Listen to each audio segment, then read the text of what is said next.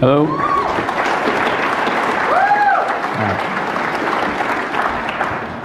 Hello, everybody.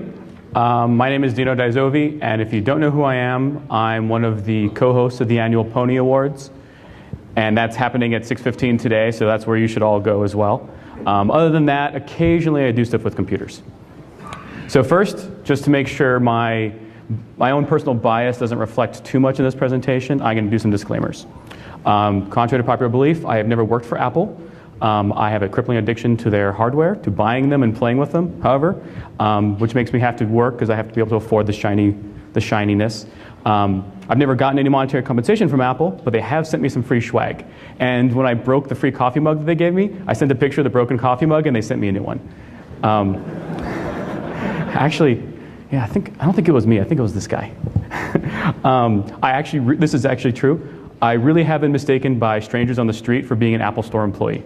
I was on the phone and someone was like, actually it was if you live in like a big city like New York, there's like these corners, like these storefront psychics. And so there's a woman sitting on a chair in front of the storefront psychics. And she was like, wait, do you work at the Apple Store? Obviously she was pretty shitty at her job. Some people know me for hacking a Mac once. It wasn't any of yours, so you don't have to worry. Charlie Miller and I wrote a book called The Mac Hacker's Handbook. And I have still never met Steve Jobs. And that was basically the main point for doing it. And of course, I blame Charlie for this. Any iOS talk, I believe, should give proper deference to the jailbreak community. Because if you're doing security analysis on any of this stuff, you're using all their tools. And literally, they did all the hard work. So just about anything that I've done is basically dwarfed by some of the awesome stuff that they've done. Especially, I'd like to especially thank Chronic Dev Team and Comex for releasing awesome tools with full source code so I can play with them, learn about them. And also the anonymous people who are editing and keeping the iPhone wiki up to date, which actually is a great source of documentation on iOS. And there's a bunch of other security researchers who, if you're interested in iOS, you should be following their presentations. You have the guys from Sogeti Institute, and I don't want to massacre their names, so I'll let everyone read it because I can't pronounce anything near French. Dino Blazakis does some work that I reference here, and Stefan Nestor's giving a great talk as well. So what are we going to talk about, and more importantly, how are we going to talk about it? The focus of this talk is somewhat of a departure from most of my talks. Most of my talks are just super deep dives, and honestly, the room is way more empty than it is now. And because usually no one understands what they are, and they're put early in the morning. So this is actually trying to be a little more high level and actually give people information that they actually should use. So a lot of people right now are trying to expand their smartphone support beyond traditional things like BlackBerries. And so they have the choice. Should we allow iOS-based devices and Android-based devices, but we don't really know much about the security of them. So what should we know? And how can that inform our decisions on how we configure them, how we deploy them, and what procedures we take.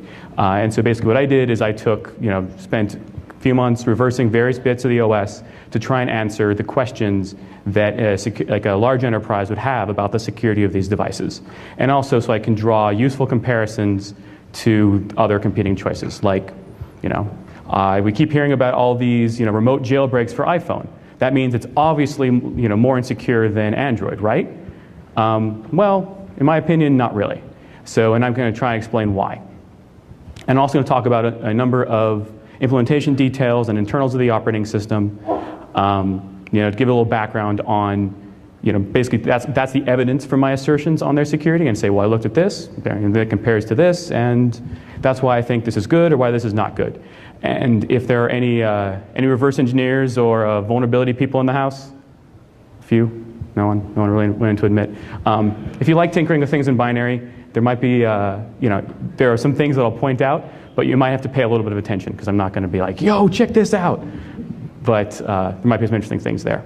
So what we're going to talk about, give an introduction and background on, a little of the security properties of iOS, and I'm going to go through the things that I looked at. I looked at ASLR, code signing, sandboxing, and data encryption. And the overarching theme of this talk is figuring out how susceptible is an iOS-based device to a remote attack, and also, what are the ramifications of a lost or stolen device? So if I'm drunk in a bar and I leave my phone and someone finds it, what'll happen? Or even worse, what if someone knows who I am, wants my phone, steals it, and tries to get data off it? What is the stuff that actually is going to be compromised? And if we know how, what will be compromised, we can kind of make the smart decisions on what data we should put on them. So, yeah, these are the kind of high-level concerns we looked at. Is there sensitive data that can be stolen? What is the risk of malicious apps? More importantly, what is the likelihood of something like Droid Dream happening in the iOS ecosystem? And if the market share between Android and iOS are in some ways equivalent, in some markets not, there's kind of neck and neck by some counts. Why does one platform see a new attack every couple of weeks when the other one isn't? And I'll kind of explain why. And also, so we have to wonder, like, what are the likelihood of remote attacks, or what's the difficulty of a remote attack through the web browser or email, attacking our users? And because these devices are subsuming a lot of the functions of the desktop, are we going to have the same thing with desktops, where we're chasing APT or just malware infections all throughout our enterprise? So how I like explaining the security for something is an attack graph. And the main idea here is I'm trying to pictorially show just how much work I as an attacker have to go through to actually get something of a meaningful effect. And just to make things confusing, I keep changing the format of these graphs. So in this one, if it's a solid square, this is like a position. This is something I have. So we're going to start in the upper left. I have the ability to craft malicious data. And where I want to go is kind of the circuitous route, enforced by the size of the slide. I have to go all the way around down to what I call the temporary jailbreak. This is the iOS kernel running without the security protections enabled. So, and then the white squares in between are the actions I have to take. So these are either vulnerabilities that I must find and exploit, or exploitation techniques that I must develop and leverage, and so on. So, and also this is a way of explaining why I think things like Jailbreak Me are so impressive, because they take a lot more steps than the attacks that we see against desktops. Compared to an IE exploit, or a Mac browser exploit, or even like a reader exploit, the stuff that you have to do to get an actual meaningful effect, like a temporary jailbreak, to be able to do anything else, is a lot more work. So we're going to start at the upper left, cruise around. First thing we can do, we find a memory corruption bug. If you look at the presentations or papers from some security companies, they'll say, there's 1 million WebKit bugs in iOS. I have no idea why they're not getting popped left and right. Well, the reason is because that's just the first node of this graph. Just finding a WebKit bug is not really going to do much. So once you can exploit it, we'll assume that you can do that. You have ROP code execution. But remember, you still have I'll talk about what these are, but you have something called code signing enforcement. So you have to do full ROP. You're not going to be able to just execute your shell code.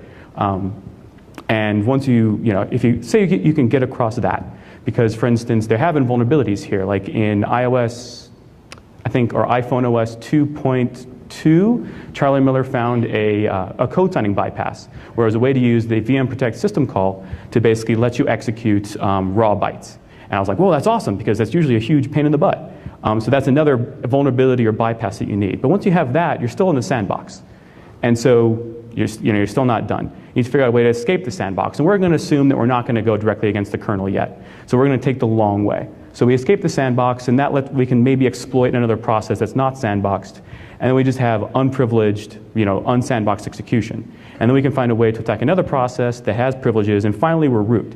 But then, unlike other platforms, if you're root on the iPhone, you still don't really have that much. You can't just load kernel code. You actually have to, even root has to break into the kernel. So we're going to need to do the same thing. We actually have to exploit a kernel vulnerability to get kernel code execution to be able to do anything really meaningful. And kind of the reason that multiple arrows go through the exploit kernel vulnerability node is, a smart attacker is not going to take the long way, they're going to take the short way. So once you have ROP control, you're going to just exploit the kernel directly. So if you can find a kernel bug that's accessible within the sandbox, just attack that.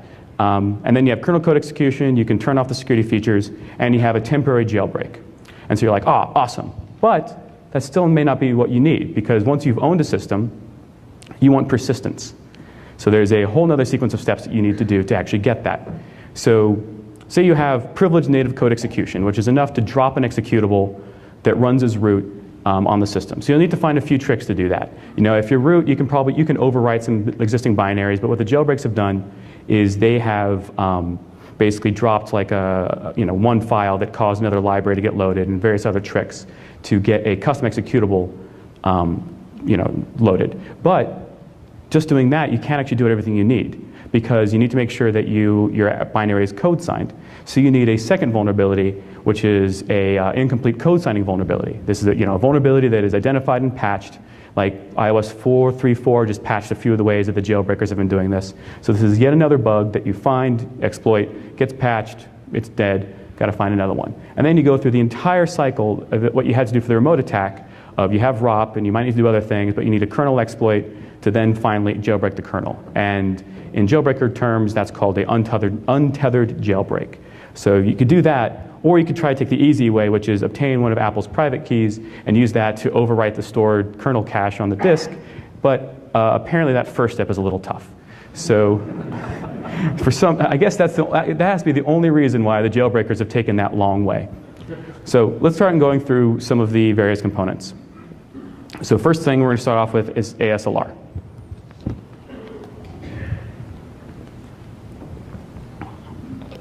So why do we care about ASLR? What we want to know is how hard is it to remotely exploit a built-in or third-party app?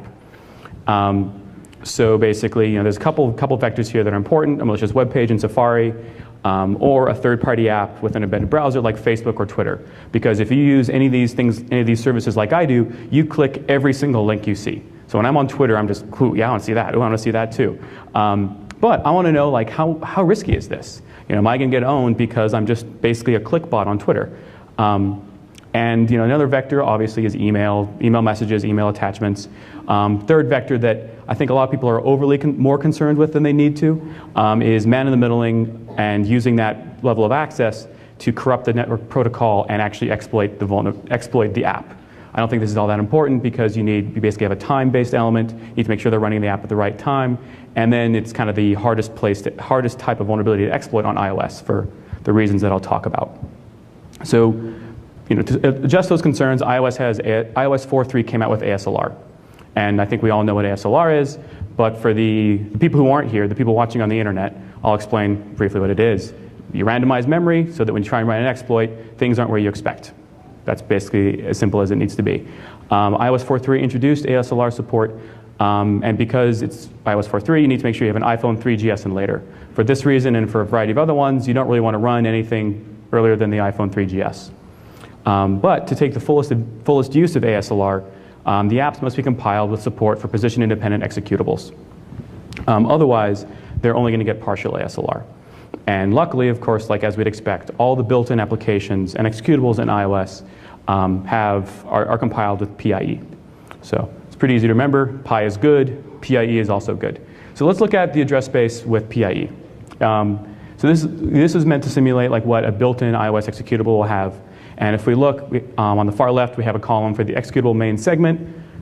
Bunch of numbers. They're small, but they're all different. This includes the executable text, the static data, the BSS, all the stuff that's linked to the main executable. The heap, the default heap segment, looks pretty randomized. The stack as well is pretty randomized. If you look, the libraries, they're static until you reboot. So now we know that once you reboot your phone, all the system libraries are now in a new location. So it's mostly random. And the linker also is random on OS X and OS X based systems, because iOS is just an embedded OS X. At least with like 10.6 and prior, OS X would have the dynamic linker at a fixed location. This was a common way to exploit vulnerabilities, was to use return-oriented programming or whatever based on code in this segment, because it was there and you can use it. So you can see that with built-in apps or any executable compiled with PIE, it's now randomized, so that's pretty good.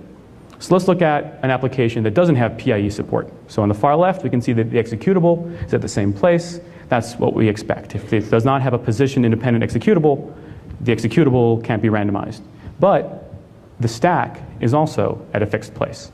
So this is only the stack of the main thread. So that's of limited use, but the way that OS X does a lot of their threading, it's an evented model. So most of the code will be running in the main thread. But also we now have that the linker is also at a fixed location. So we can easily see that stuff is not as good if you don't have pi.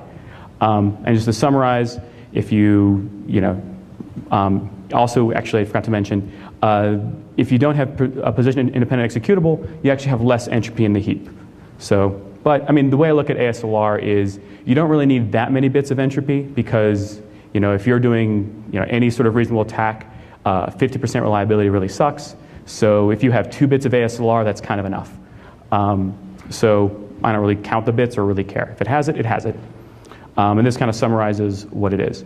So let's look at how do we actually identify this. If you have an executable on your OS X system, you can use OTool, which is included with the developer tools, and you can identify whether it has PIE support. If you are SSH'd into a phone, you will, basically you can use the ghetto way of just doing a hex dump and then just look for the right bit in the output. But that's great for the theory and all. What is the actual level of support of PIE in real-world apps? So you are able to actually enable PIE with earlier versions of Xcode. So iOS, various versions of iOS 4.3 have been out for a while. Vendors had, or app makers had enough time to to recompile their apps. Let's see, what the ramifications are. And we want to make sure that the important apps that we care about have PIE. And this is very similar to with Windows. People are constantly talking about, well, this app doesn't opt into ASLR or DEP, and it'll be 5 years after Microsoft releases the Vista that all the apps that you use on your desktop are actually complete. Let's see if if app makers can actually beat the Windows desktop timeline. So if we look at the important apps we care about: Facebook, Spotify, Songify, Happy Theme Park, Movie Quiz, Cracked Screen, I don't remember that one, Makeup Girls, and the Icy Maker. We want to see, just to be purely scientific about this, I took the top 10 free apps on a particular day and identified whether they have PIE support. And I hope it doesn't come as a shock to everyone that Icy Maker doesn't have PIE support. Personally, I consider it a pretty serious threat vector, but that's just from its use, not actually any security ramifications. And I could have done this with the top 10 paid apps, and that would have run all of probably $20 or $30, but I'm cheap and I'm a consultant, so if it's not being expensed, I just eat at Taco Bell. So I didn't do that, just the top 10 free apps, because that's what most people install anyway. So what do we need to remember from this? First, Dino has an obsession with the Icy Maker app, and he's probably spent more time playing with it than he wants to admit. But the more serious ones are that all built-in apps in iOS have full ASLR. Good. So all that stuff is good. Third-party apps, rarely are going to be compiled with PIE, and I didn't really want to sit down and go through 100 apps or write a tool to actually do it to find out that none of them actually use PIE. What that's going to mean is that the static location of DOILD will facilitate return-oriented programming and other code reuse-based exploitation techniques. But to put this in perspective, the vast majority of apps, I really don't believe this is a problem, because I think with mobile what we're going to see is that the larger vector is not remote attack, it's privacy. That basically poor encryption of data, things being lost, a lot of this stuff, that's what you're going to find in most of the apps. And do I think that any of these, do I think that someone's going to exploit an OGG bug in Spotify? Probably not against iOS, because the amount of control you have over a binary file format like that, combined with the even limited level of ASLR and code signing enforcement, all that stuff, and the sandbox, makes it a lot worse. But any app that includes a browser control, like the UI web view, those are higher risk. So something that has, something like Twitter, Facebook, anything that just embeds that, if it's not compiled with PIE, I think that is a slightly more realistic vector. It's at least slightly easier, and also you have the benefit of user targeting. So someone can become Facebook friends with me, send me a link, knowing that, of course, Dino just admitted to being a total click monkey. I'm going to click it, and they obviously can guess what device I use. So, I'm pretty easy to target for that. But there are some better protections, and let's talk about code signing, which is actually basically my favorite feature area in iOS. And the stuff we're concerned with here are the authenticity of the application. We have some random app that I downloaded. Can it be trusted to run on my device? Because we have, if you've been using computers for a while, I've been using them for about a week and kind of figured them out. We're used to saying don't run suspicious software, so we're intrinsically suspicious of random software. Even if we download it from the App Store, we're going to be like, I don't really know if I should run this. I'm not sure if the IC maker is really going to run off with all my data. But one of the things that it appears is trying to be done in iOS, and actually if you look at Google's native client, native apps are kind of going the way of web apps. That running a native app on your device will be no more risky than running a web application through the browser. Because, running a web application through the browser is totally safe, right? So, if we have the app sufficiently sandboxed and limited through other means, eventually I think they're going to go to a level of risk parity. So, at least in the meantime, what we want to know about the person who made an app is who is the person that wrote it. And I don't mean Joe38@yahoo.com. I want to know a real-world entity. And this is either a person or a company and so on. So that's part of the information I use to verify the trustworthiness of this application. And the other thing is, does it have any hidden functionality? Is someone going to, is this app going to change what it does at runtime and potentially target me as a user? So for instance, one of the attacks that I'm concerned about is that someone is going to, say someone wanted to compromise my phone and they knew they weren't able to get me through Twitter. One thing they could do is they could make a wildly successful iPhone app that involves throwing birds at sheep. Which one is it? I don't remember. And basically get that on everyone's phones. And then once I actually download that, because everyone wants to run Angry Birds, they say, oh, this is Dino's phone. For Dino's phone, I'm going to do something special and actually pull this stuff out. So we want to make sure, or pull my data out or attack me or something like that. Because that's a realistic threat vector that I've actually heard people say. So we want to know if this application has any hidden functionality and make sure it can't change itself at runtime. So to prevent both of these, or to allay both of these concerns, iOS has code signing. And there's two variants, what I call mandatory code signing and code signing enforcement.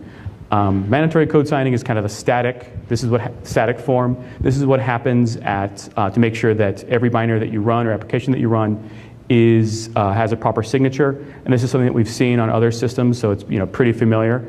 But iOS also has something that I haven't seen anywhere else, and that's code signing enforcement. And this happens at runtime. And this is kind of, I think, one of the more poorly understood features of the OS, and I am not immune from that.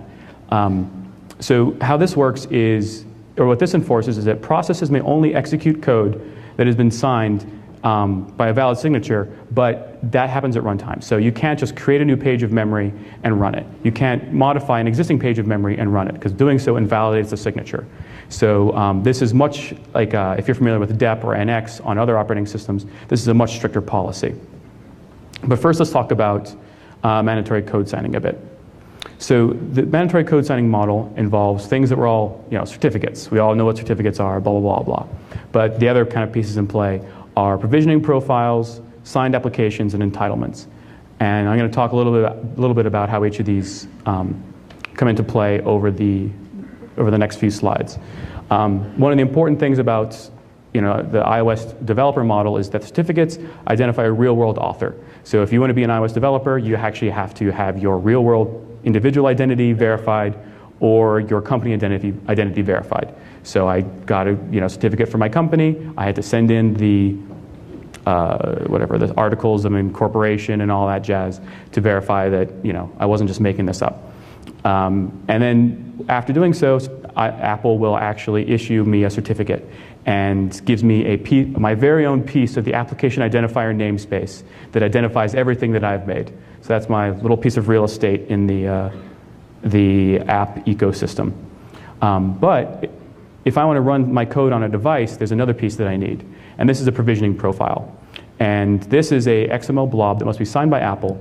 And what it does is it tells an iOS device that it is allowed to run software signed by another certificate. Because by default, the devices are locked down. They will only run software that has been signed and blessed by Apple in some arcane ceremony with frankincense and so on.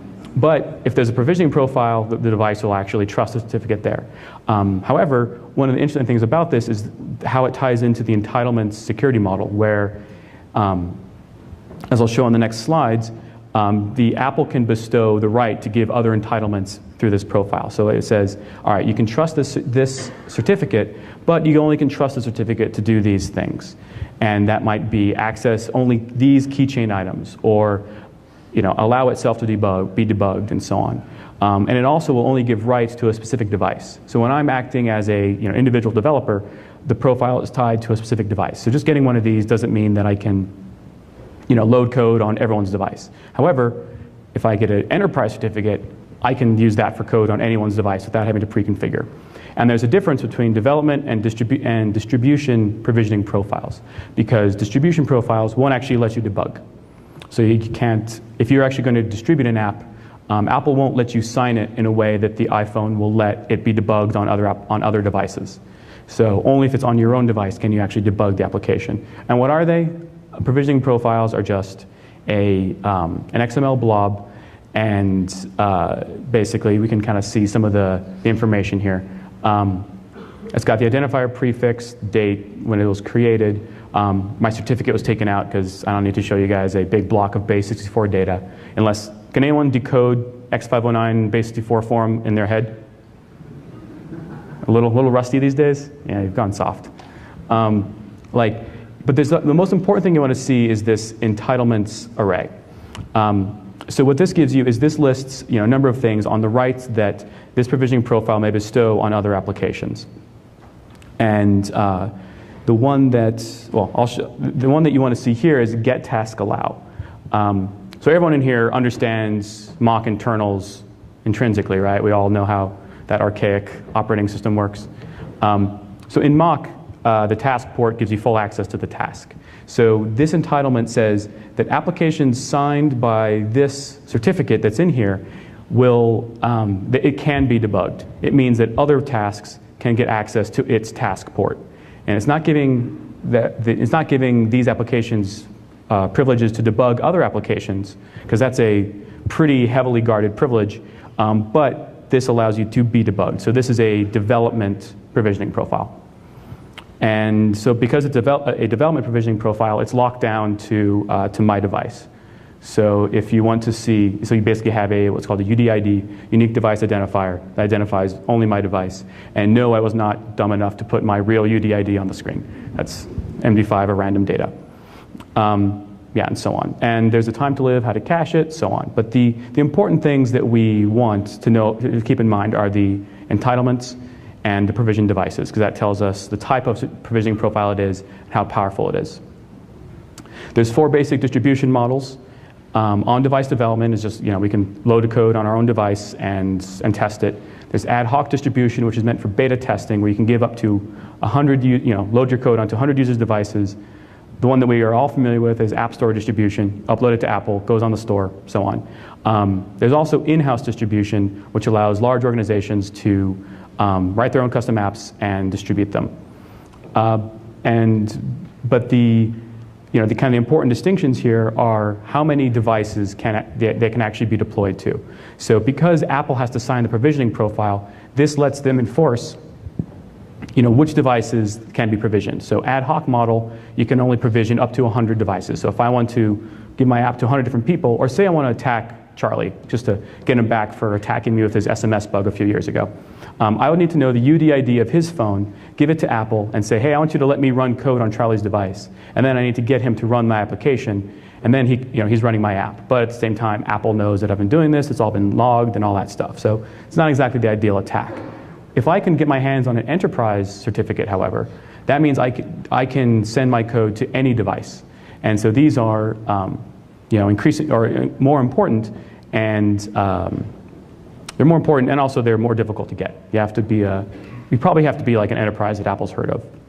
But the question is, how do I get my code on the user's device? It's a pretty far stretch of a social engineering attack if I say, all right, I want you to run this great app. And what you need to do is you need to download it from here, my web server, drag it onto iTunes, sync your phone. That's not exactly going to yield many targets.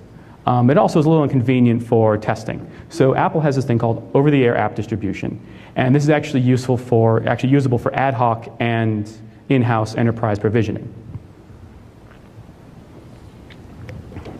So we can see that this is kind of opening up a little bit. What I can do is I can host my application on a web server and then send a manifest file, a manifest plist, send a link to my targets, and if they click it, it'll get installed. However, they will get a cancel and allow dialog, so it's not exactly silent. But if I have a stolen enterprise certificate, what I can do is I can say, stolen enterprise certificate for, I don't know, Ford or someone, who knows who. And then I can start spamming out users over email, SMS, or a link on a web page. Even though there are some dialogues, chances are I'll probably get a few. And so I'll have my app installed on a few users' phones. But we'll talk about a little later why that's not exactly all that useful. But once they click the link, they have to say, yes, I really want to do this, and so on. But let's talk a little bit about how code signing actually works. So if you want to look at code signing, the real thing to look at is the Apple Mobile File Integrity Kernel extension. This is the main thing that is responsible for enforcing the code signing policy. And how it does this is by installing hooks into the Mac framework to give it kind of policy enforcement decisions at various times in the process life cycle. And basically, if there's a few hooks I'll talk about that are used for the mandatory code signing policy, and a few others that are used for the dynamic code signing policy. The rest of dynamic code signing is actually implemented in a virtual memory system. So to find out how this works, basically you just need to go through the kernel sources and see it's actually tied into the paging system. But I'll talk a little bit about process status. So here are the actual hooks that you'll find if you look at Apple Mobile File Integrity. The first one, which is the most important for mandatory code signing, is vnode check signature. What this normally does is it just checks, I have the second column is the description of what it should do based on the description from the Apple header file. And on the right is the description of what it does based on reading the code in the kernel. Just disassembling the iOS. Wait, did I just admit to breaking a EULA? I mean, divine inspiration. This is what I assume they do. So if you look at what AMFI does for check signature, it's going to, it basically needs to decide whether or not this binary should be allowed to be run. And there's a couple trust caches. And I'll talk a little more about what these trust caches are because it's a little interesting. So what it'll do is it'll check what's called the CD hash, which is a hash of the code directory. It's a little simpler than checking a full signature. And if it's in the trust cache, it says, yeah, I've seen this before, I've verified it, go. If it's not, it's actually going to do an RPC call to a userland server to actually do the full decision.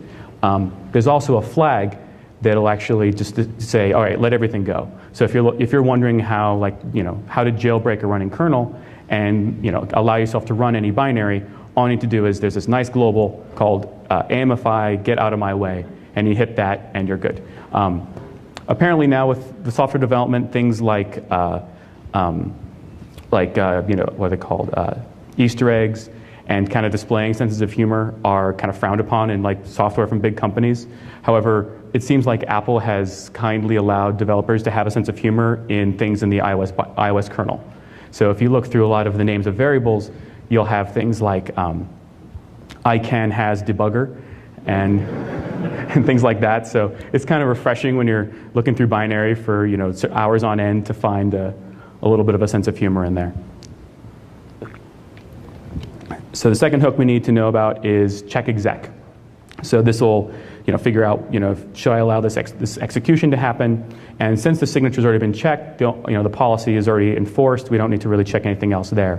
But what this is going to do is set a couple code status flags, and these are CS hard or CS kill.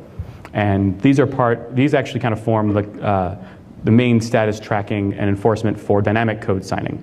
And what these are is CS hard says this is a hard address space. We're not going to let you load any new memory, new executable memory into it.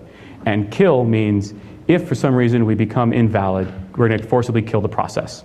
So that's, if you've kind of done some playing with iOS exploitation, you'll often run into the CS kill because you can change some things and then you try and change the page permissions back, and then boom, process goes away. Check get task, I talked about the difference between development and distribution provisioning profiles, and this is actually where that's enforced. And so to determine whether the subject can be identified or can be debugged, it's going to say, does it have the get task allow entitlement, and for the target of the debugging request, and the source must have the task for PID allow entitlement. And you'll see these entitlement checks a lot when you're looking through the security model, or a lot of the security enforcement for iOS, because this is sort of unique to iOS and OS 10 a little bit now. But this is how they have their own security policy that's not the standard Unix user-based model. A fun one, another hook is the run CS invalid. So if you're looking at being able to inject code into a process, what will happen is if you do that, the code signing will become invalid. And at that point, this MAC hook is checked. Should the process be allowed to run invalid code? And so what it does, what this kernel module does, is it checks the entitlements of the running process, and there's a few here that'll basically allow it. If it has run invalid allow, get task allow, run inside code, if it has any of these entitlements, it'll allow it actually to run unsigned code. Because you need to be able to run unsigned code to be debugged. So if you have the get task allow, which allows you to be debugged, you can run unsigned code, which is why your exploit might work in the debugger, but when you try it on a real phone, no dice. There's also a userland process that the kernel will query with an RPC call saying, hey, should unrestricted debugging be enabled? If so, if that daemon returns true, if that RPC call returns true, it'll be allowed. There's also this other interesting one called check map anon. I'll talk a little bit more about that, which is just determining whether the process should be allowed to map anonymous memory with the specified flags. And I'll leave the rest as a punchline. So let's look at what the code signatures actually look like. So here's the code signature for iBooks. It kind of looks about as we'd expect. There's a certificate chain, starts with the Apple root CA and has a few certificates there. And as the optimization, we have the CD hash. We have the hash of the code directory. This kind of makes sense. But if we go and look at the code signature for one of the built-in binaries on iOS, we're actually going to see something different. And so, for instance, does anyone remember what is actually missing in this version? So if we look at this version, we have something. This one's shorter. We're missing something. The entire cert chain is gone. So if you see this, you'll be like, wait. It's allowing this signature this binary has no cert chain, just has a hash. What's going on here? And this is what's called an ad hoc code signature, and it just has the CD hash. So we're going to be like, all right, well, let's figure out, how is this okay? Because I don't think being able to just verify by hash should be all that valid. So what happens is the iOS kernel has a number of caches of these CD hashes. So the first one is what I call the static. Well, I call it, but kind of based on strings in the binary as well, the static trust cache. The iOS kernel, for each version of iOS, has a huge table of the CD hashes of all the binaries that are on the system. So basically, to verify it, just checks the CD hash in that table, we're good to go. But there's also a method that allows at runtime, the userland process can load a new trust cache into the kernel and say, hey, actually, I'd like you to trust these hashes as well. And I call this the dynamic trust cache. However, at first glance, this will look like this is a pretty big gaping security hole that you find this method to call and you can just now run arbitrary binaries. However, this must be in a signed IMG3 bundle, which basically means it must be signed by Apple, so it's not really going to help you. The third thing that this code will do is look for a RPC call, or do an RPC call to a user mode daemon to actually do the full signature verification. And everything that has been run on a system since it's booted is actually stored in a linked list that I call the MRU trust cache because it's most recently used. So if, for instance, I don't know, if somehow you're doing live memory forensics on an iOS device and you want to know every binary that's been run, you've got a nice linked list of every single one.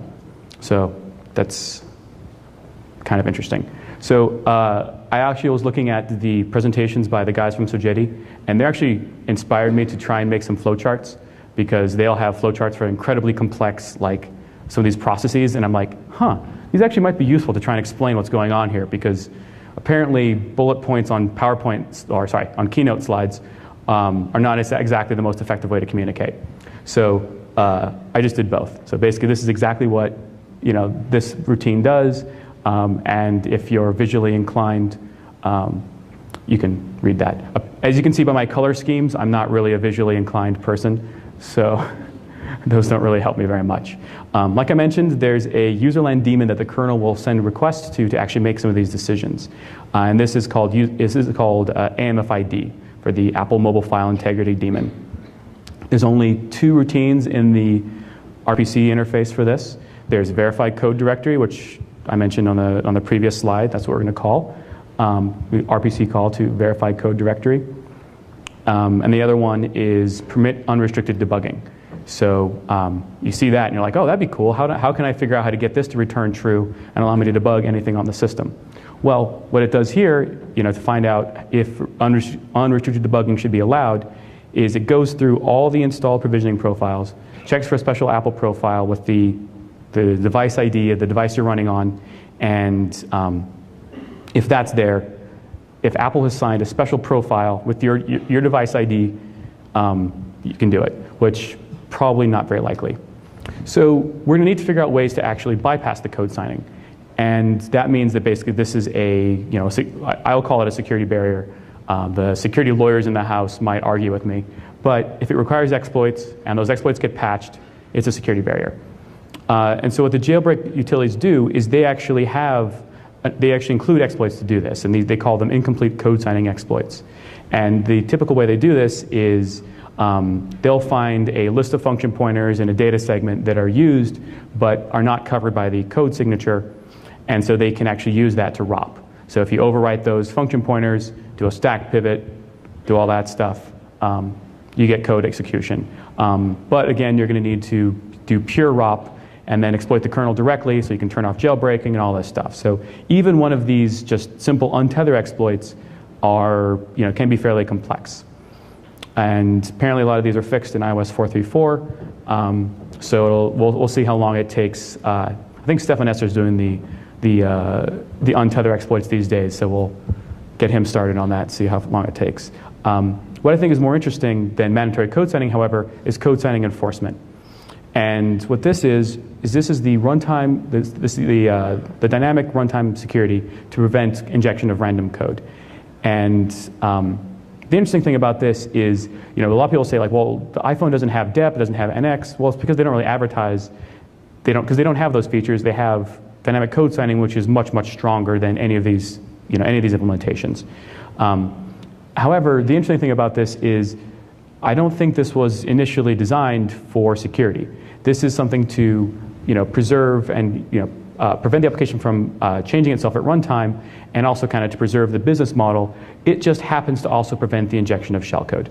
So this is one of those situations where your data security is kind of piggybacking for free. But if we want to take a look at this and see how this works, here's where I'd start. There's a system call called CSOps that lets you interact with the process code signing state and query it, do a few things. We can get the status, set some flags, and get a little metadata. The operations we have, these are all from the kernel headers, pretty easy to find, pretty easy to play with. But the fun ones are CS hard and CS kill. So basically if you query the status on something, you can say, all right, is this process still valid, or has its memory space been corrupted? That's what CS valid is meant to show you, CS hard, and so on. Those are more if you just want to play with it. But what CS hard is, as I mentioned before, is this is a stronger version of DEP or a WXOR memory page policy. This means that nothing can, CS hard means that no new executable pages can be loaded. So if you actually try and call something like mprotect and say, all right, I'm going to change the protection to this memory page, and I actually want to give it the executable bit, you're just going to get permission denied, no dice. CS kill is a more interesting one that will, the kernel will forcibly kill the process if it becomes invalid. If you're looking at stuff, you'll find that, hey, I can mprotect like a loaded library and make that code writable and make changes to it. You're like, oh, you're getting really excited. You're like, I might be able to find a way to get my exploit to work. And then you're like, all right, well, let's give it the executable bit. First thing you'll try and do is make the page RWX. Well, that'll just fail because you can't make any RWX pages on iOS. But if you say, all right, well, we'll be smart. We'll put it back to the original permissions, just readable and executable. If you do that, then the signature gets checked on the page. Boom, your process gets killed. So no good. However, there's something new in iOS 4.3. So once iOS 4.3 came out, I was kind of looking through this, some of the new features like I always do, because whenever something new comes out from Apple, I basically can't get any work done for about the entire day. And one of the things I noticed was just-in-time compilation of the JavaScript engine. And because I kind of was like, I know basically how code signing enforcement works. I'm like, you can't generate new code at runtime. But if Safari can generate new code at runtime, there has to be a way to do it. So let's see what it actually does. And this is where we look at the entitlements blob that is actually embedded into every binary. So the LDID program you can get it from the jailbreak tools. Will dump out the embedded XML entitlements, and you can see what privileges different executables have on the system. Because, like I said, a lot of the security policy enforced by iOS and various components in the kernel or other services rely on these entitlements. So if you look through these, you can kind of see some interesting things.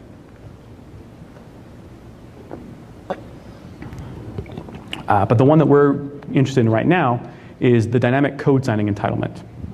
And Safari is the only executable on iOS 4.3 that actually has this entitlement. So there's obviously something special about it. And if we go back to our list of Mac hooks, there's one for check map anon, and the description is, should this process be allowed to map anonymous memory with the given protections? And if you read the code and look through it, what it does is it checks, does this process have the dynamic code sending entitlement? If it does, allow the process to run. So boom. Now we know how Safari does it. So say in the unlikely event that one is able to exploit a WebKit vulnerability in Safari, and we want to, instead of having to do full ROP, we want to actually just execute shellcode, we have an idea of how to do it. So basically, that's what dynamic code sending entitlement does. There's some mention of it on the web, but I think in general, in the security world, not many people have noticed it. But we don't have to worry too much because only mobile Safari actually has this. So if you embed a web browser into your app, you're not going to be able to do this. So it's going to run your web browser, and especially the JavaScript, will run a little slower.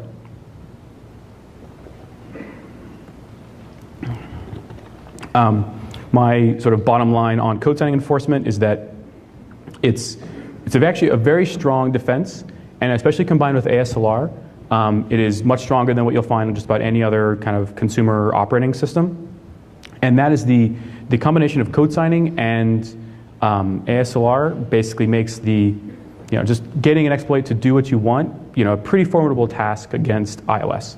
And sorry, excuse me. I mean, it's not perfect, but what it does makes the attacker have to work extra hard. So instead of being able to requiring a full ROP payload to do everything in ROP, have to write a ROP compiler, spend all this time writing support for conditionals and loops in your ROP compiler and your ROP tools, you can just now execute shellcode by just making a simple ROP stage, which is just like what you do on a desktop OS. And when I look at the fact that this came out in iOS 4.3 along with ASLR, you kind of have to keep in mind that this is sort of like a risk transference. ASLR takes away risk. This adds a little risk to the web browser. But overall, in my opinion, you're about in the same spot.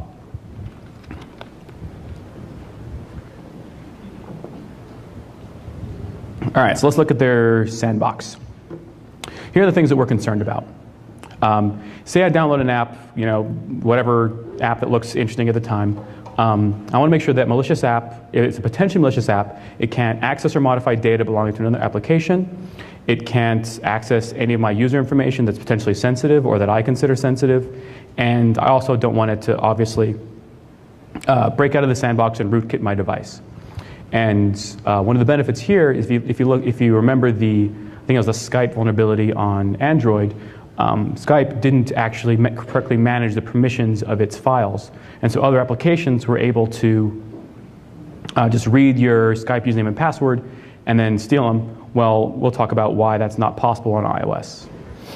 So the iOS sandbox is based on the same core technologies as the OS X sandbox, and probably the best look into this was Dion Blazakis' presentation from BlackHat DC this year, where he reverse engineered the binary format for the sandbox and for the regular expressions, and wrote some awesome tools to decompile them. So all I basically did was update his tools to make more sense out of the iOS 4.3 profiles. Because what I'm interested in mostly is like, what can I do from the app sandbox, or what can I do from the Safari sandbox? Because I want to see how hard it is to break out of it. In contrast to OS X, iOS only supports static built-in profiles. So on OS X, you could write your own profiles with a scheme-like language, compile them, and actually run them. On iOS, it's just what's built in is all that's there. And when you start a new application or a new executable, there's an entitlement called seatbelt profile, and that tells you that tells the kernel what profiles to apply. And so this is all enforced in the sandbox kernel extension. And like a lot of the other security enforcements, it uses the MAC hooks system. So, sorry, what do the MAC hooks do? They actually have a sort of binary decision tree structure in the kernel, and when the MAC hook needs to make a security decision, it just evaluates that tree to get the determination. And a lot of these are fairly simple. They're just looking at, does the file name match this regex? Is the target of this signal itself? And so on. And if you look to the kernel, you'll find all of these sandbox profiles for the built-in applications. There's a table with their names, and they each link to to the binaries profile. Just dump those bytes to disk, pipe them to Dion's SB disk, and you'll get a textual representation of the profile, and you can actually see what it does. And so you'll get these for the background daemons. You'll see that the sandbox profiles are enabled for a lot of the the client-side apps that you'd be interested in, Mail, Safari, and all that. And then for third-party apps, there's two profiles, Container and Container 2. Container is the one that we're most interested in because that's what's applied to all third-party applications. Apple is special, so they get Container 2 for iBooks. And so this is essentially the same as the main container profile, but it gives it a little more access to the DRM stuff to be able to apply that to the iBooks. So let's look at how the third-party apps are actually restricted. Every third-party app has a dedicated portion of the file system that is either called the container or the app home directory for the first time it is installed. If you uninstall the app, reinstall it, it gets a brand new directory. And we want to look at, can an application escape out and can it read the data on another one? The home directory has fairly simple structure. You have the app bundle. This is static and this is signed. So the appname.app is fully signed. If you can't write to it, because if you did, you'd invalidate the signature, but the sandbox also enforces that. Application-specific data that is meant to be created by the user and restored and backed up is going to be the documents directory. Libraries just support stuff. You have preferences, caches for stuff that should persist across reboots or across whatever, but doesn't need to be backed up. Temp for stuff that doesn't need to be preserved at all. And if you look at the container profile, so if you look at the white paper for this, you'll see I have a nice. I have a 2-page table that summarizes the entire sandbox policy. And if you want more detail than that, in the source code tarball that has like the source for all the tools and all the stuff and a lot of supporting data, you'll get the actual decompiled profile so you can actually try and see exactly what it does. But in summary, the things that you need to know an application can and cannot do is that by default, it can't do anything. But it can, it's file access. It's generally allowed in the application's home directory. Some exceptions to that, but you can kind of just assume that it can do whatever it wants to its data. Of the user's underlying data, their songs, photos, videos, it can read that data. So any app can upload your photos to some other server. Not a big deal. It can read and write the address book. If you base most of your security analysis on headlines about pwn to own, the fact that an exploit can read the address book, you might think, oh, that's really horrible, but that's essentially all it can do. It can read and write the address book, which could suck, but your stuff is probably backed up to the cloud or somewhere else, so it's not too big a deal. But if we're looking at how to break out of the sandbox, there's two areas that we want to actually focus on. These are IOKit user clients and mock bootstrap servers. So IOKit user clients are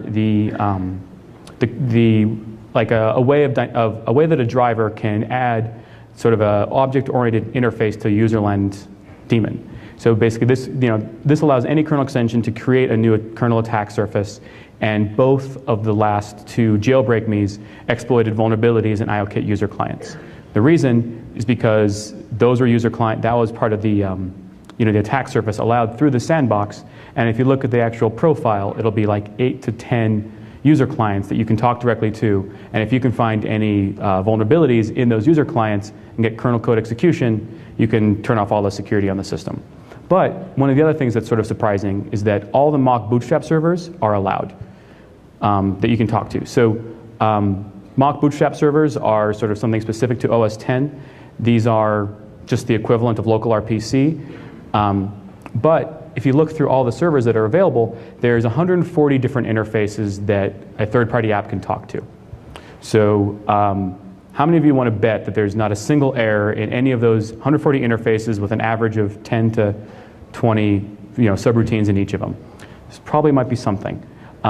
There's a risk of these being exploited over RPC. So if you get code running in Safari and you want to escalate privileges, you might be able to hit those. However, I don't think that's much of an issue because those RPC servers are going to run in a background daemon. They're going to be significantly harder to get code execution out of over the RPC interface. That's a fairly difficult exploit, significantly more difficult than a client-side exploit even against iOS. So I don't think that's as much of an issue. But what I do think there's a risk of is allowing apps to perform what I'll call unauthorized or undesirable actions. Because with all those interfaces, there's a greater chance that there is a sort of an authorization hole there. And if we look at the servers, there's a bunch of stuff that we can talk to that might be interesting. So the pasteboard, this is for cut and paste, probably not all that interesting. Springboard is the main user interface to iOS. That's the thing that lets you move the apps around and so on. Mobile file integrity, we talked about that before. That's the daemon that lets you, that supports the code signing system. FairPlayD is what enforces DRM, so you can talk to that. If you're of the destructive bent, that second one from the bottom, you're like, I want to see what that one is. Mobile obliteration. That actually is coincidentally the name of a band I played in high school. And the last one, iTunes Store Daemon, was the name for my band in high school that we scrapped because it didn't have nearly the same ring as mobile obliteration. But if you look through the entire list, and in the source code and in the white paper, I've got the table of all 140-ish daemons, and there's a lot of interesting things there. And if you look at one of my previous presentations on auditing mock RPC, I called it Hacking at Mock. You can see how I outlined the procedure for opening one of these up with IDA, identifying the interface, and going through and auditing the whole thing. So obviously, I didn't have the patience to go through and do that for all of them. So how do I wrap up sandboxing? The bottom line you need to keep in mind. Remote exploits are most likely able to break out of the sandbox by going for the kernel, and most likely through the IOKit user clients, because that's new code, it's binary, it hasn't been audited as much as the BSD source code and so on. That's where I think the highest risk is. Any rogue application would have to do the same thing that a remote attack would have to do. Break out of exploit the kernel and jailbreak it. It's always possible that a app will repurpose one of the kernel exploits from the jailbreak developers, and they might be able to use that and just kind of obfuscate the code, hide it in their app, and get past the app review process, but we don't know. Apple's review, I'll say, will most likely catch this. I don't have the guts to try, so I'll just assume they do. However, if you combine this with OTA app distribution, say I'm able to compromise an enterprise certificate. Now, if I can get you to install an app, and you're not, get you to install some random app, and you're not fully patched, I can just take one of the exploits from the jailbreak tools, drop it in that app, and now I'm actually getting somewhere. So now I actually would be able to use that to get full control of your device and actually do something bad. Let's talk about the last subject area to talk about is data encryption. So I think we all know what encryption is for. But what we want to know with the phone is what data is encrypted, So what data is encrypted, in one way, how much data is actually protected by the passcode, and how hard is it to crack these passcodes, and what are our options for attacking them? So what's protected by the passcode, how can we actually break them? And so this actually section is somewhat short because I did a lot of this stuff in, I don't know, November of last year or so. But in the meantime, a much better presentation by the Sojeti guys at Hack in the Box Amsterdam. They went through in amazing level of detail on how all these things worked. So if you want to see the exact specification, details on where the keys are stored, how they're generated, the awesome flowcharts on how how the logic proceeds for a lot of things, check out their presentation. It's really cool. But for the high-level view, I just want to answer what happens if I lose my device? What will someone have to do to compromise it? So here are the different layers of encryption for your data on your phone. First, the entire file system is encrypted at block level with the file system key. And you'll notice that when you power on your phone, it boots up without actually asking for your passcode. So you have no pre-boot authentication. It needs to be able to read the file systems before it actually prompts you for that. So that kind of gives you a hint that the key is stored somewhere, and it's actually stored on the flash. And it's encrypted with a key derived from the UID key. And I mentioned at the bottom what the UID key is. That is a key that is derived from a kind of a device-specific key. So when I'm talking about it's protected by the UID key, what that means is you can't take it off the device. That's based on an AES secret key that's in the hardware AES accelerator in the system on a chip. So unless you're really good with hardware, I'm really crappy with hardware, so I can't even imagine how to do this. I would probably just drop the chip in an acid bath, go off and do something else and forget about it and wonder where the chip went. I don't know exactly how to get the key out, but I haven't heard of anyone else being able to do it. So we'll just assume you can't get it off the device.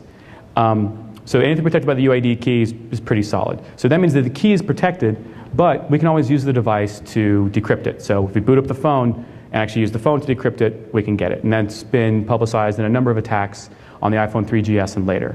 And this is only used for the file system metadata. So this is just an underlying key that encrypts the file names and is also used for other data. But if all I have is this, all I can see are the names, timestamps, and all that stuff for the file system, and the directory structure, and so on. I can't actually read any data. And that's because every single file has a unique encryption key for it, stored in a file system extended attribute, and that's protected by a class key.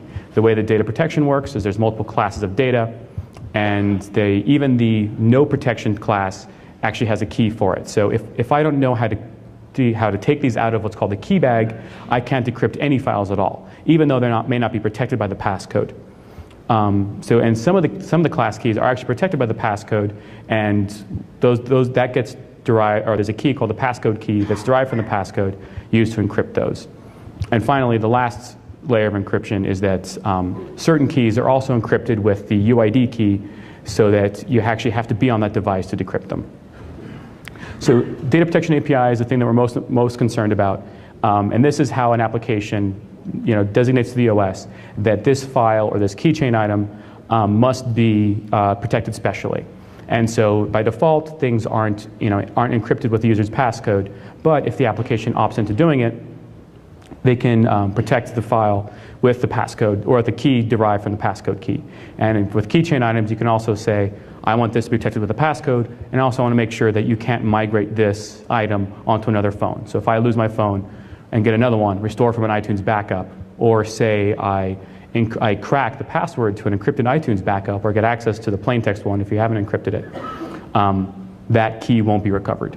So what the application has to do is opt in to actually designate something as having more protection. So we know once the facility is provided by the OS manufacturer, all the app developers of the world form a thundering herd trying to actually make the fullest and best use of this facility.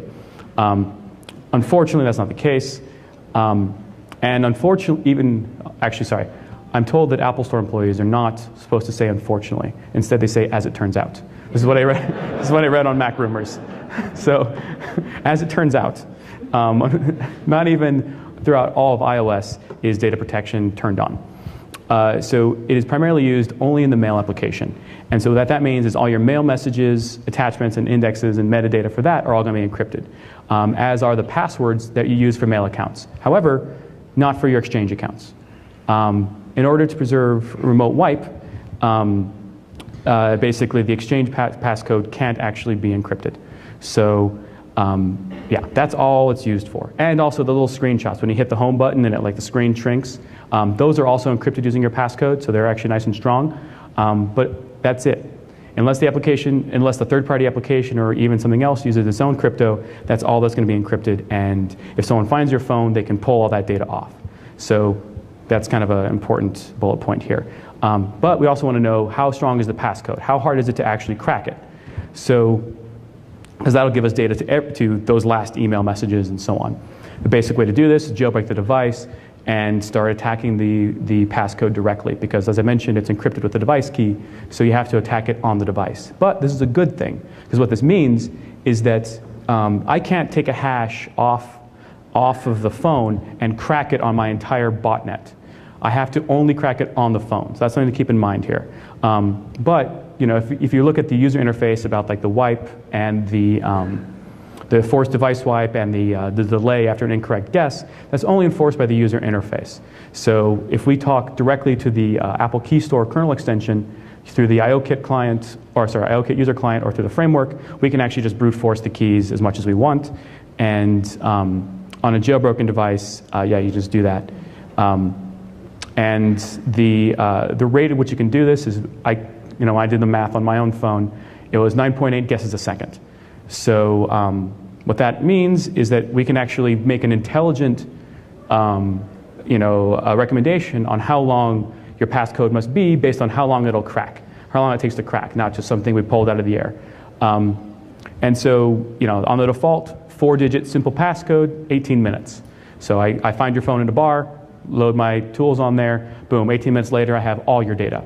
So that's not so good. But with a six-character alphanumeric password, that just takes about 8 years, which is pretty good. So if you do what I do on my phone, which is 8-character alphanumeric and complex, it'll take 2 million years, because I'm in security, I'm paranoid. But this will tell you for a couple different policy recommendations how long it'll take to crack, and you can say, all right, the data on my phone is not useful after 8 years, so that's good. So in conclusion, 6-character passcodes are probably sufficient unless the attacker can take the key out of hardware. But most serious in my mind is that data protection is much more limited than most people expect. And the facility is good, but the coverage is not where I'd want. And I personally want to see what iOS 5 covers. And also, if you're using any third-party apps that contain sensitive data, you're going to want to audit them to see what they actually, if they use data protection or not, because chances are they probably won't. Also, because the iPad 2 and later, and assuming the to-be-released iPhone 5 or iPhone whatever's, they don't have, the iPad 2 didn't have any public boot ROM exploits. So that means if I find your iPad 2, I'm not able to, even if you have a simple passcode, I can't load my tools on there to crack it, because I don't have access to the jailbreak tools to do it. So yeah, something to keep in mind. So let's kind of review some of the findings here. Pi is good. In-house distribution certificates are much more powerful. If you can steal those, that's a win. Dynamic code signing will weaken Safari a little bit, but with ASLR, it's kind of roughly equal. And the 140 mock RPC servers are a fairly big aperture. I just went over those, so I'll go back. An important question is, how does this relate to Android or BlackBerry? How do these compare? Data protection and content protection with BlackBerry seem roughly analogous. However, iOS's data protection isn't nearly as good coverage as BlackBerry's.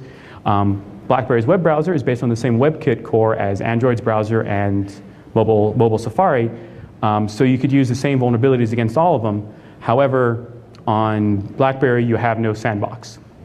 So once you get code executing, you can do a lot more. And also, Android has no ASLR or NX, so it's much weaker app isolation. Root can load kernel modules. So once you get root, you can just do whatever you want. So I think it's much weaker in most regards. There are a couple things about iOS that are unique to keep in mind. Dynamic code signing is something that is strong. You won't find anywhere else. The kernel is designed to be secured against user mode code. Even if you have root, you still have to exploit the kernel. And with jailbreaking, basically, keep in mind they take a lot of exploits. Look at the jailbreak means they take 3 exploits: a Safari exploit, a kernel exploit, and a code sending exploit in order to implement it. So it's a pretty serious amount of work. And if you look at even with the tools being released, if someone fully jailbreaks their phone and so it's actually at a weakened state, you basically have about the security feature implementation that Android does. So that is the worst case scenario. Here's what I think you should worry about. Worry about a lost, stolen device, repurposed jailbreak exploits, or a stolen enterprise certificate, like for the reason I mentioned. Basically, use iPad 2 or later is what I recommend. And my final recommendations: look at iOS 5. Hopefully, DP API is more thorough. If you're using any apps with enterprise data, make sure you audit them for use of data protection. Prefer the iPad 2 and later devices so that they don't have any known boot ROM exploits. Use MDM. Don't let your users jailbreak, or you may as well just give them an Android. But there is one more thing. Actually, it's more of a hobby. Actually, I haven't started, so it's more of a preview. So there's this thing called the iPhone 4. Came out last year. I think you've heard of it. It's pretty cool, and apparently it changes everything, but not just everything. It changes everything again. And being a security researcher, I'm a total fame whore. And most people know me for hacking Macs. And if you look at the Google Trends, Mac is kind of staying stable, but the iOS searches or iPhone searches are just going through the roof. So I think I was like, I should really change what I'm up to. And so I wrote this book called The Mac Hacker's Handbook with this dude, Charlie. You might have heard of him. And he also wrote this book called Fuzzing, or On Fuzzing. I don't really do much fuzzing, so I don't really do it very much, but I thought I'd give it a try. And I was like, hey, why don't I fuzz the iPhone? Sounds like a good idea, but I actually had one concern. Fuzzing the iPhone might make it explode. So I had another idea. Apple came out with this thing called the Apple TV, a revolutionary new device for the amazing low price of $99. And even better, there's jailbreak tools for it. So what did I do? I built this. This is the iOS fuzz farm in my apartment. And what did I do? So let's do like the economics here. So I went to the Apple store when the Apple TV came out, and I was like, hey, do you have any Apple TVs? And they're like, yeah, we have some in stock. I'm like, how many? And they said 4. And I said, okay, I'll take them. They're like, you'll take one? No, I'll take them. And so still wasn't that expensive. 4 Apple TVs, a small switch, a power strip, $500. Totally headless fuzz cluster that I can access over SSH. It's perfect size for operating out of small New York City apartments. But it's nowhere near operational. Still need to write a lot of the iOS test harness, some mechanism for testing GUI iOS apps. But I thought I'd give you a little preview on what I might be presenting on at some point in the future. So for updated slides and white paper, you can go to my blog. You can hit me on the Twitters, because if you send me a link, I'll click on it, or an email where I'll do basically the same thing. Yeah, thank you.